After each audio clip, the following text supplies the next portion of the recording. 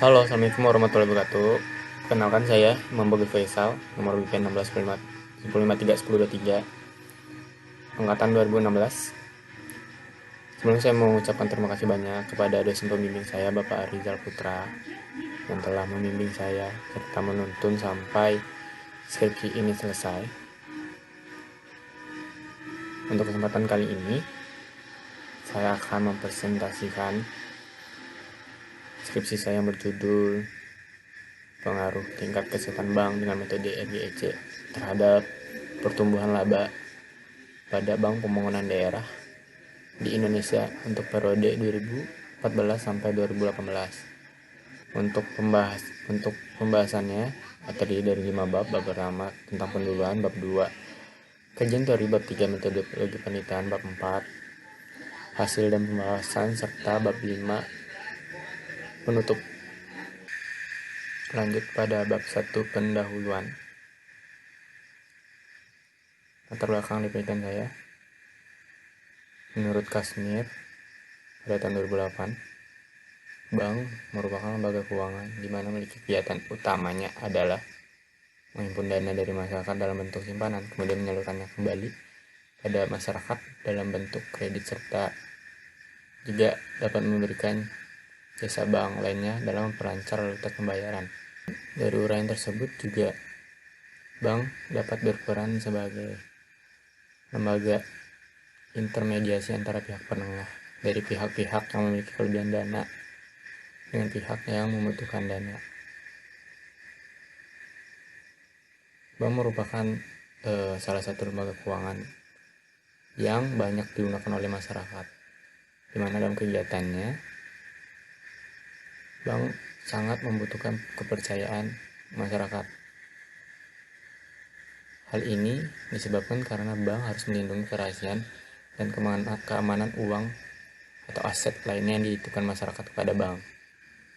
Industri perbankan di Indonesia memiliki perkembangan yang mendorong pertumbuhan ekonomi nasional.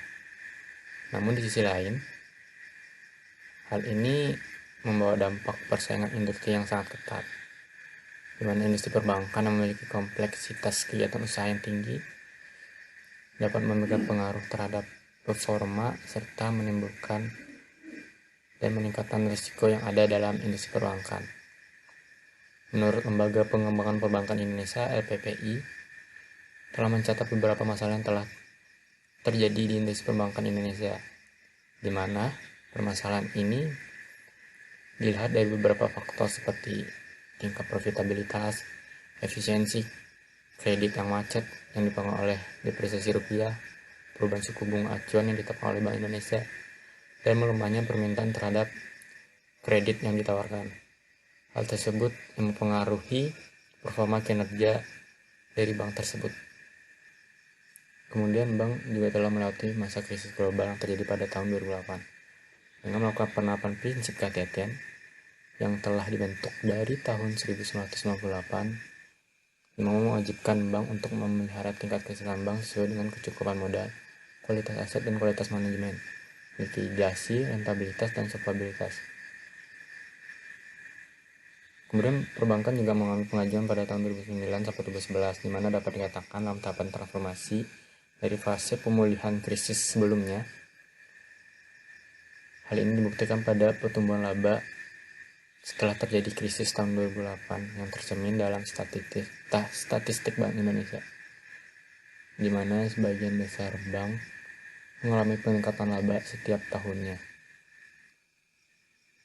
Pemerintah juga telah melakukan berbagai cara dalam menangani masalah sektor keuangan perbankan melalui Bank Sentral Bank Indonesia. Bank Indonesia ini memiliki peran dalam mengatur regulasi kondisi keuangan dengan mengeluarkan kebijakan untuk menstabilkan kinerja perbankan. Kemudian, berdasarkan peraturan Bank Indonesia nomor 13/1/PBI/2011, tingkat kesehatan bank merupakan hasil penilaian kondisi bank yang dilakukan berdasarkan aspek risiko dan kinerja bank, di mana hal ini menjadi unsur yang sangat penting bagi suatu bank. Tingkat kesehatan bank ini bermanfaat dalam peningkatan efisiensi kinerja bank dalam aktivitas operasional, sehingga dapat mengoptimalkan keuntungan dan mengurangi kegagalan dan kebangkrutan yang mungkin akan terjadi. Bank yang sehat biasanya diasumsikan bahwa akan dapat melakukan kinerja yang baik dan menghasilkan laba yang optimal. Pertumbuhan laba yang optimal dapat mencerminkan sistem yang ada di dalamnya berjalan dengan lancar dan efektif serta efisien. Selain itu juga informasi yang berkaitan laba bagi pihak manajemen perbankan juga memiliki aspek yang sangat penting dengan tingkat kesehatan bank. Informasi laba ini digunakan untuk mengetahui kinerja bank pada periode tertentu dan dapat menggambarkan prospek hasil usaha dan sebagian acuan pengambilan keputusan bagi pihak investor dan manajemen. Dalam penelitian ini, untuk menilai tingkat kesehatan bank, aspek-aspek penilaian yang digunakan yaitu pada risk profile lebih berfokus pada risiko kredit dengan menggunakan rasio NPL. Untuk penilaian good corporate governance, penelitian dilakukan secara stock assessment sebagai pengukuran penilaian. Sedangkan untuk rentabilitas atau earning menggunakan pengukur rasio net interest margin dan return on asset. Nah, untuk kapital berfokus pada pengukuran capital adequacy ratio. Mana penelitian ini dianggap dapat mewakili secara keseluruhan terhadap tingkat kesehatan bank. Dalam kaitannya untuk mengetahui sejauh mana pengaruh terhadap pertumbuhan laba. Maka dari itu, dari latar belakang ini dan metode yang telah dimukakan, maka penulis mengambil judul penelitian untuk pengaruh tingkat kesehatan bank dengan metode RGEC terhadap pertumbuhan laba pada Bank Pembangunan Daerah di Indonesia untuk periode tahun 2014-2018. Dari latar belakang tersebut ditarik beberapa rumusan masalah, yaitu apakah dari setiap aspek metode RGEC ini memiliki pengaruh terhadap pertumbuhan laba. Dari rumusan masalah ini juga dapat ditarik tujuan penelitian untuk mengetahui pengaruh dari setiap indikator penilaian dari setiap metode RGEC. Lanjut, manfaat dari penelitian ini yang pertama bagi stakeholder agar dapat memberikan informasi yang dapat menjadi bahan pertimbangan untuk menentukan keputusan. Kemudian untuk perusahaan, semoga bisa menjadi bahan evaluasi untuk akademisi. Semoga penelitian ini dapat menjadi referensi untuk penelitian selanjutnya. Dan untuk penulis, manfaatnya yaitu untuk mendapatkan gelar sarjana. Lanjut, penelitian ini memiliki batasan yaitu terbatas pada Bank Pembangunan Daerah yang ada di Indonesia untuk periode tahun 2014 sampai 2018. Dan juga variabel terkait penelitian ini hanya dan variabel untuk penelitian ini terbatas pada tingkat kesehatan bank dengan metode RGEC. Oke, pada bab 2 tinjam pusaka, saya menggunakan beberapa landasan teori. Yang pertama, teori sinyal, di mana menjelaskan tentang bagaimana seharusnya perusahaan memberikan sinyal-sinyal pada pengguna laporan keuangan. Yang kedua, tentang bank. Lanjut pada laporan keuangan yang sama-sama keuangan, di mana tujuan laporan keuangan ini menyediakan informasi yang berkaitan dengan posisi keuangan, kinerja, serta perubahan posisi keuangan suatu perusahaan yang mana bermanfaat bagi pengguna mengambil keputusan ekonomi. Lanjut pada tingkat kesehatan bank, mana pada penelitian ini tingkat kesehatan bank diukur melalui metode RGEC, di mana RGEC ini terdiri dari risk profile, good corporate governance, earning, dan kapital. Dan terakhir pertumbuhan laba. Lanjut kepada penelitian terdahulu, saya mengambil beberapa penelitian sebagai referensi saya. Yang pertama, di tahun 2010, penelitian dari Erna, 2012 Fatoni, 2016 Lubis, 2016 Emilia, dan 2016 penelitian dari Nur. Untuk pengembangan hipotesis, yang pertama, apakah nomor pembangunan memiliki pengaruh terhadap pertumbuhan laba? Kemudian yang kedua, apakah governance memiliki pengaruh terhadap pertumbuhan laba? Apakah net interest margin memiliki pengaruh terhadap pertumbuhan laba? Apakah return on asset memiliki pengaruh terhadap pertumbuhan laba? Dan apakah capital adequacy ratio memiliki pengaruh pertumbuhan laba? Dimana dari pengembangan hipotesis tersebut dihasilkan kerangka berpikir sebagai berikut. Lanjut, untuk metode logi penelitian yang saya gunakan untuk desain penelitian ini berbentuk analisis data deskriptif kuantitatif, di mana digunakan pengujian hipotesis. Untuk populasi penelitian ini adalah Bank Pembangunan Daerah di Indonesia, di mana pengambilan sampel menggunakan metode progressive sampling. Untuk pengumpulan data yang saya gunakan adalah metode dokumentasi, yaitu pada penelitian ini pengumpulan data dilakukan dengan mengumpulkan laporan tahunan yang telah dipublikasikan pada setiap website resmi dari Bank Pembangunan Daerah tersebut. Nah, untuk variabel penelitian ini, mana variabel dependennya ada pertumbuhan laba, variabel independennya ada 5, yaitu nomor performa untuk variabel independen, return on asset, net interest margin, dan capital adequacy ratio. Terus untuk metode analisis data, untuk metode analisis statistik deskriptif, uji asumsi klasik, di mana uji asumsi klasik ini terdiri dari uji normalitas data, uji multikolonialitas, heterogeneita atau korelasi, analisis regresi, dan uji hipotesis. Lanjut pada hasil dan pembahasan penelitian ini. Untuk pemilihan sampel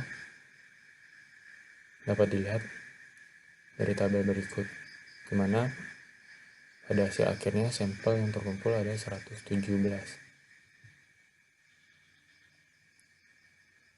Untuk analisis statistik deskriptif dapat dilihat bahwa dari analisis statistik deskriptif dapat dilihat bahwa nilai minimum, maksimum, serta rata-rata dari setiap indikator variabel.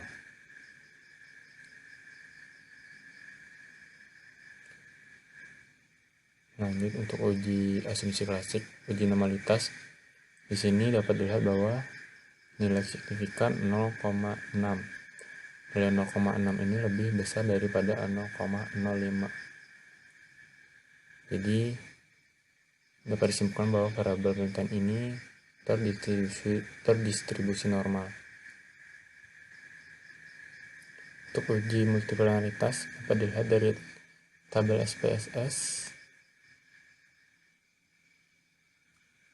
bahwa penelitian ini memiliki nilai toleran lebih besar dari 0,1 dan nilai F-nya di antara 1 sampai 10, maka disimpulkan tidak terdapat gejala multipolaritas antar variabel independen. Untuk uji heterokodafisitas, kita dapat lihat dari gambar scatter plot, di mana titik-titik tersebar luas dan tidak membentuk pola tertentu, maka data ini lulus dari uji heterokodafisitas. Terakhir dari uji asumsi klasik yaitu autokorelasi, di mana nilai Durbin-Watson 2,105. Nilai ini lebih besar dari nilai DU yaitu 1,7883 dan lebih kecil dari 4 kurang DU yaitu 2,2117, di mana disimpulkan bahwa tidak terdapat autokorelasi. Untuk analisis regresi dari tabel SPSS ini kita lihat nilai beta. Dari nilai beta ini kita mendapatkan persamaan. Dari nilai beta ini kita dapat persamaan di mana Y sama dengan minus 0,518 kurang 0,034 X1 tambah 0,08 X2 tambah 0,017 X3 0,15 X4 dikurang 0,02 X5.